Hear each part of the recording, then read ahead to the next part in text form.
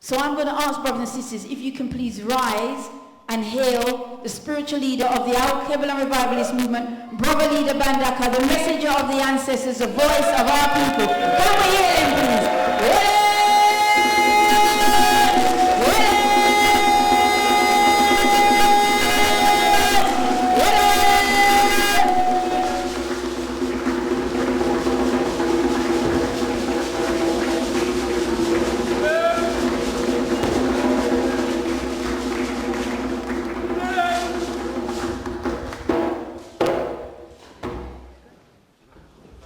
Tendai Garvey lives! Garvey lives! Garvey lives! Mosiah lives! Mosiah lives! Mosiah lives!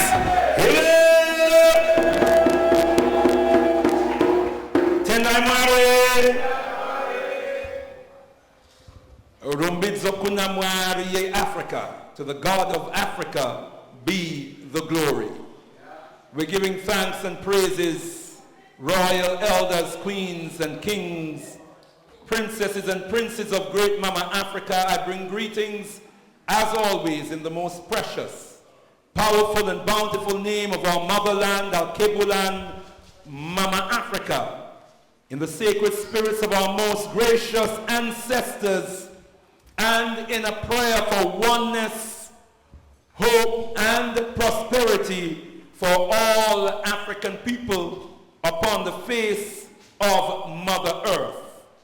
We say again, Rumbidzokunamwari Africa, to the God of Africa be the glory. Tendai Mwari. We give thanks and praises, brothers and sisters, for the gathered strong this evening.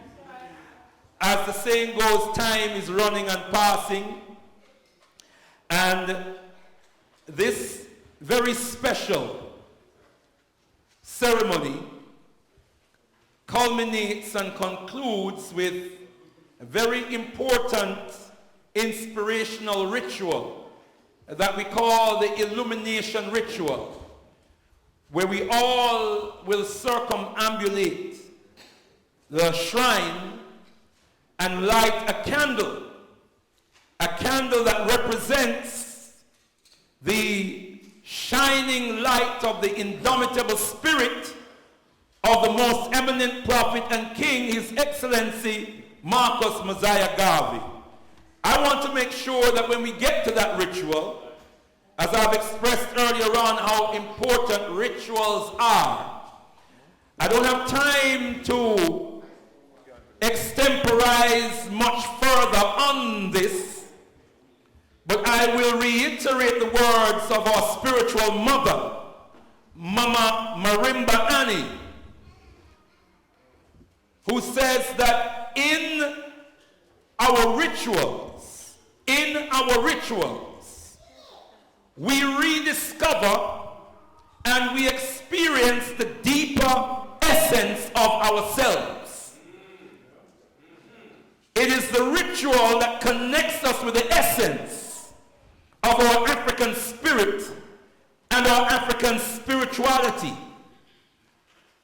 The same rituals that our enemy, our oppressors, forced us to throw away in a process that they call slave breaking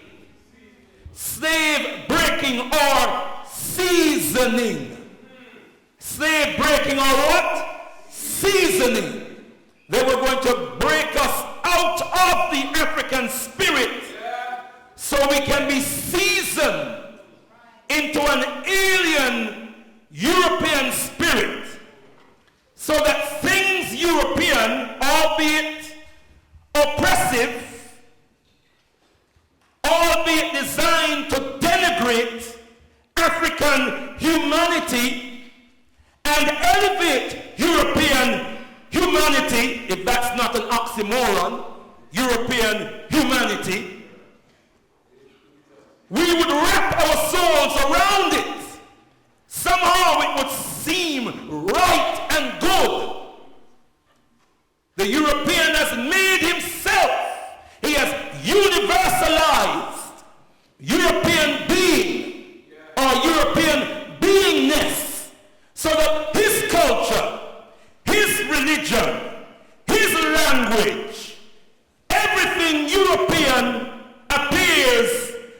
natural and universal. You didn't hear me, did you? You didn't hear me, did you?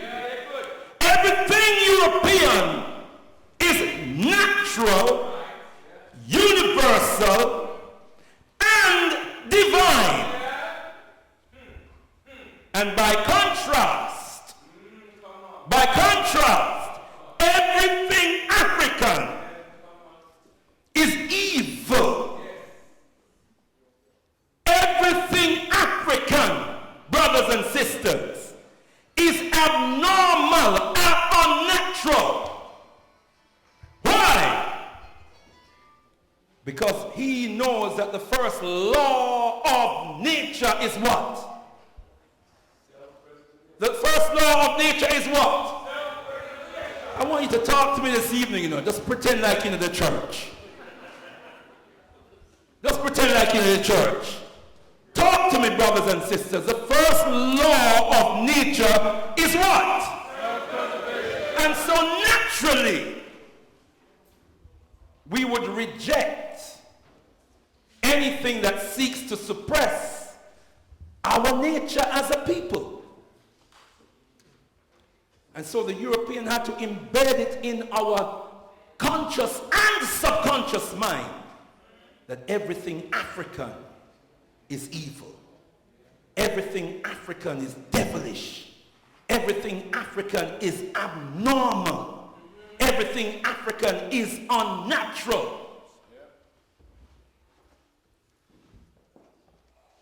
He just outlawed Africanness. Everything African is a sin.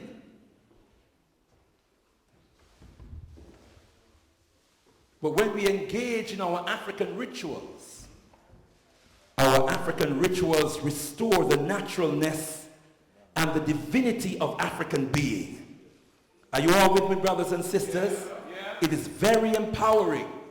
It is very empowering. And by nature, by order of being, it simply, brothers and sisters, exorcises the European spirit, if we can call it that, the European demon in us. It exorcises that. It's like food. Not everything you call food, not everything you eat is food, right? Food is that which nourishes. Food is that which replenishes body tissue and cells, not that which destroys. Are you all with me? And so spirit is that which empowers, that which nurtures, feeding of the soul through our rituals and through our prayers. Is that which endorses our African being and empowers our African being, not that which destroys. Are you all with me? So when we come to the shrine and we ritualize, I can't stress enough how important that is. My message this evening, brothers and sisters, in just a few words, as I said, is fulfilling the vision of nation building. Is fulfilling the vision of nation building. We are here to honor the life and legacy of the most eminent prophet and king, His Excellency Marcus Mosiah Garvey.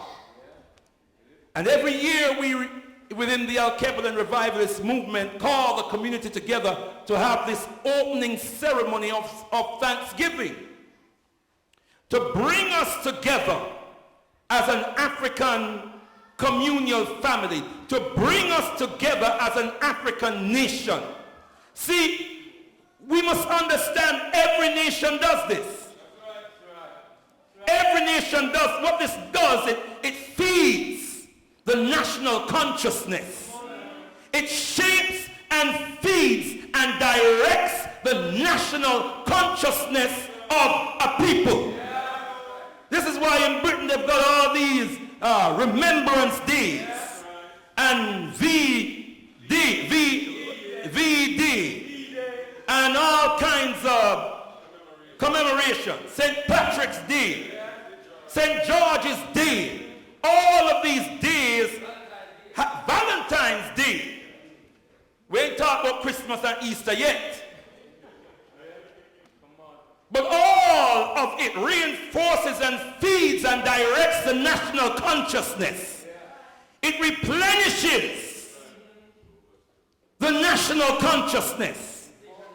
It reinforces white supremacy. It reinforces European imperialism. Look at their rituals and tell me if you don't see in it the message of European imperialism and global white supremacy. In all of their rituals, in all of their ceremonies. So how do we counter that? How do we counter that? What does Steve Biko say? The only way to defeat an alien culture is to what? Live your own. Live your own culture. And just by living your own culture, you are wounding and destroying the culture of the enemy that the enemy uses to destroy you. Culture, amongst other things, is a weapon of mass destruction. Mass mind destruction. Don't we know that, brothers and sisters? So we call the community together. We come together as a communal family, but we also come together as a nation. And understand a nation is a people organized as a sovereign entity. A sovereign entity, meaning a sovereign entity is an entity that's empowered by its own agency. It's an empowered entity. And that's what we're striving to rebuild. That's the principle that underpins coming together for this Mosiah opening ceremony. But we also designed this ceremony to synchronize our consciousness, synchronize our thoughts as a community and as a nation. Because that's what culture does. It synchronizes the thought process and thought patterns of a people. In their rituals, in their ceremonies, they reiterate and reinforce certain values. And in so doing, they create, and as I said before, reinforce a national consciousness. That's what we're trying to do here, because we realize that national consciousness with culture at its center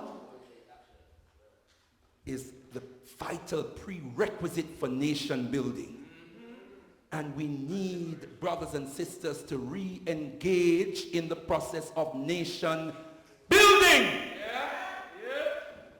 Papa John Henry Clark, that great and eminent scholar, said to us, whatever we are doing in the name of liberation, and I'm paraphrasing, words to that effect, if it's not about nation building, we are wasting our time. You didn't hear what I said, did you, brothers and sisters? Whatever we're doing in the name of liberation, if it is not about nation building, we are wasting our time.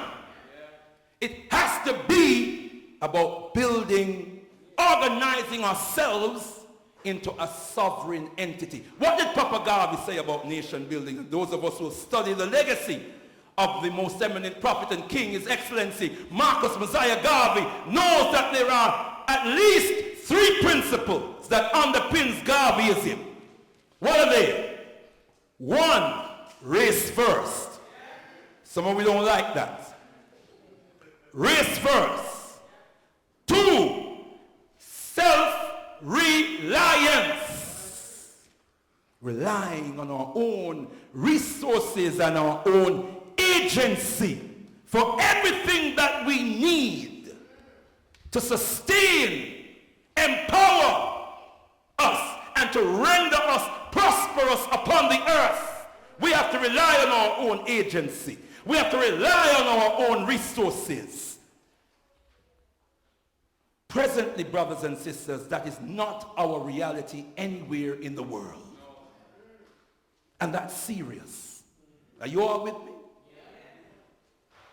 So Papa Garvey says to us, no race is free unless it has a nation of its own system of government, its own order of society. Never give up this ideal. Never be always satisfied to live under the government of other people, because you will always be at their mercy. And that's our status in the world today. We're living under the government of other people. Well, in Africa, yes. You don't really think that these neo-colonial constructs that answer to their masters in Europe and America are African governments, do we? No. Huh? And in the Caribbean, we don't think those are African governments. When a true African government or a government of the people rise up in Africa to really establish itself as a true African government, historically we've seen what the vipers of Europe and America have rained upon them. We have seen that. We saw what happened to Patrice Lumumba and his government. We saw what happened to Osagyefo Kwame Nkrumah and his government. We saw what happened to Modibo Keita and his government. All across the African continent we saw what happened. Even in the Caribbean with Maurice Bishop. Now you're going to say, well, it was just African people. But look at the horrendous pressure that America was putting on the government of Grenada. Because it was a true government of the people. It happened in Burkina Faso to the government of Thomas Sankara. It happened in Mozambique to the government of Samora Machel.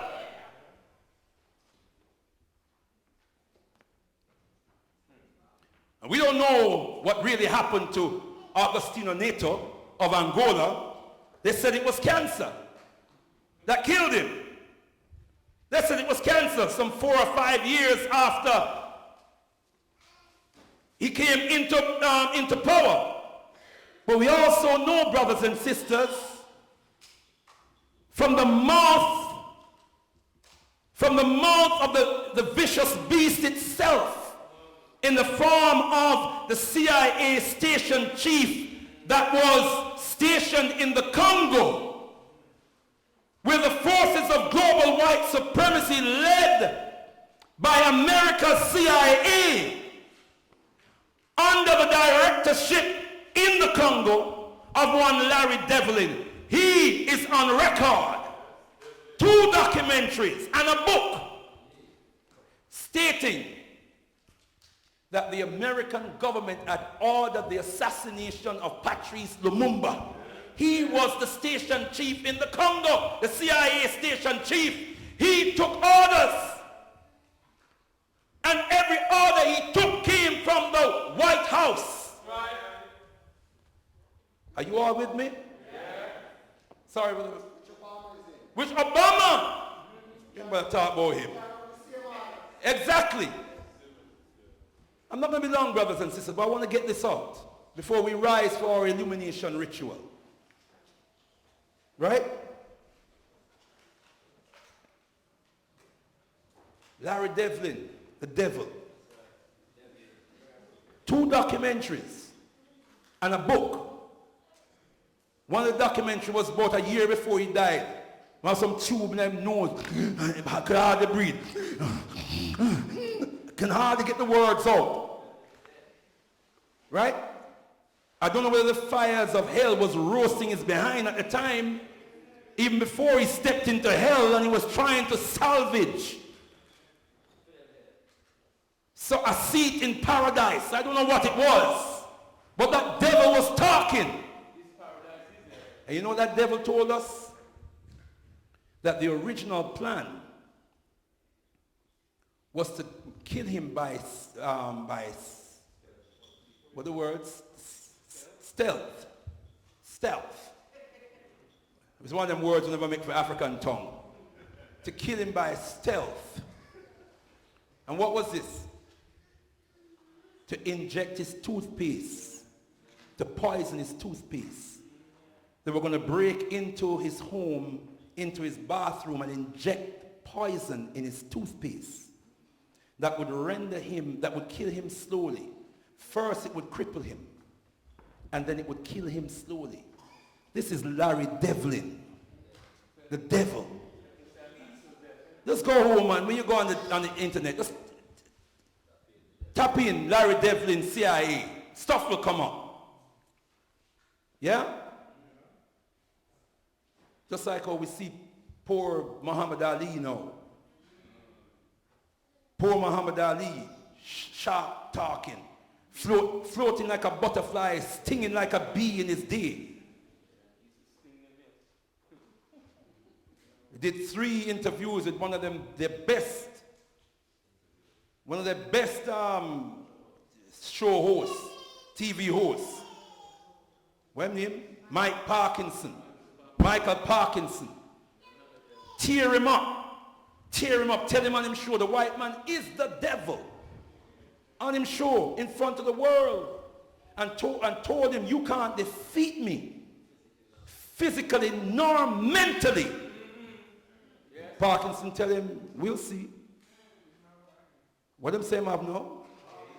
Where, Mav? Where, Mav? You think them people are joke? So he will live with the name Parkinson. And punish him. Parkinson, that name will take him to his grave. Parkinson will kill him. Parkinson has defeated him. Now, you ain't hearing me. You know I hear me good. Well, now listen to me. Mama Marimba Annie. No, not Mama Marimba Annie. Mama Frances Quest Welsing, tell us about this war that we're in, reminding us that war is 90% what? Psychological. 10% military. And that the main weapon of war is propaganda. And the main ammunition of propaganda is language and symbolism. And she said we have to learn to decode the language and the symbolism of white supremacy. If we don't learn to decode it, we will lose the war. And we take these people on their word all the time. And we don't understand that everything these people say is coded. If them say to you, democracy is good for you, democracy, you must run from democracy. It's a coded, it's a loaded term. You gotta find your own word, brothers and sisters. If them pushing democracy down our throat, we should be vomiting up democracy. We should be saying we don't want a democracy anywhere in the African world. Can't be a good thing. It's a coded word. Don't just go to the dictionary and look at what democracy means. Decode, it's a political term. It's a term that they want to use to defeat us. The moment we accept it, it's the moment we're defeated by them. I have to round up, brothers and sisters, because of time. And I'm going to round up in just saying that in this country, a vision has come to us. A vision of nation building has come to us. A vision of nation building that will revive the program, the legacy of the most eminent prophet and king, His Excellency, has come to us. And that vision goes by the name, the National African People's Parliament. The National African People's Parliament. How many of you have heard about the National African People's Parliament? Raise your hand. Raise your beautiful African hands. And I want to rally us all this evening. Thank you, Elder Brother Cecil Gotsmore. Raise 2 hands. As he is one of the vice chairs of the interim National African People's Parliament. And I want to urge everyone in this room to get on board. Get on board, brothers and sisters, and build this parliament. Don't worry about the word parliament. Some of us don't like that word. I don't like it either. I don't like it. But it's a word that resonates with our people. It's a word that we're using to wage war, political war, and we must understand the science that lies behind it. We're organizing our people as a nation. This individualism has to stop. This groupism has to stop. By all means, let's have our organizations. Let's have our organizations with all kinds of ideologies, all kinds of religious persuasion. It's all good stuff. As long as it's channeled towards the empowerment and liberation of our people. But let us link those organizations together in the process of nation building. We have to engage in nation building. We heard about the plight of our son, Jason O'Connor, and his mother has come here this evening. But look how many of our sons, especially, are suffering all over this country. Look, we know what happened with Stephen Lawrence. We know what happened with Sean Rigg, Azel Rodney, Mark Duggan, Roland Adams. There's a long list, brothers and sisters. Michael Jacob, George Asari. Come on, help me. Call the names. Call the names. Call the names. And then sometimes when you raise up these names and shine the spotlight on the state murder of our young people, then people turn it around and say, but black youth are killed black youth. But we don't seem to understand that the same cause and the same source of state murder of our children is the same cause and the same source of what we call black on black murder. The foundation, the cause is the same.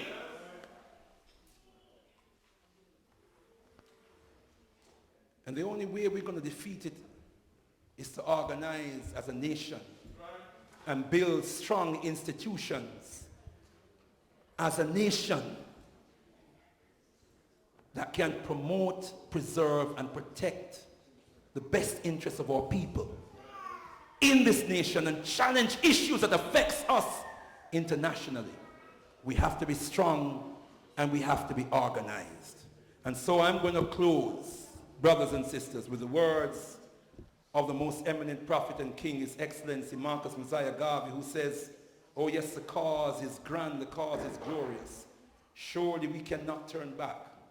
Oh, sail on, O mighty ship of state, sail on unto the flag of the red, the black, and the green is perched high upon the hilltops of Africa. We have to sail on. We have to sail on. We have to sail on unto the flag of the red, the black, and the green that represents our liberation. It represents the African nation, which Papa Garvey says we must raise on every occasion, raise our own flag, our national flag of standard. Show that we have some standard. Show that we have some pride. Show that we have some goddamn dignity. Show our children what we can do, brothers and sisters. Show them that we don't have to live in all of this rot gut, that we have the agency, we have the character, we have the tenacity to pull ourselves out of this abyss of oppression and create a new day of hope and prosperity for them, a brighter and better future for them. In the words of the most eminent prophet and king, His Excellency Marcus Mosiah Garvey, unite, organize now or perish. Let us unite and organize now around the National African People's Parliament. And if we do that, rather than perish, we will prosper. we will prosper, and then we will be able to answer to his ultimate call. The call to rise, as he says. Rise, you mighty people, for you can accomplish whatever you will. Thank you very much, brothers and sisters. Tendai Mwami.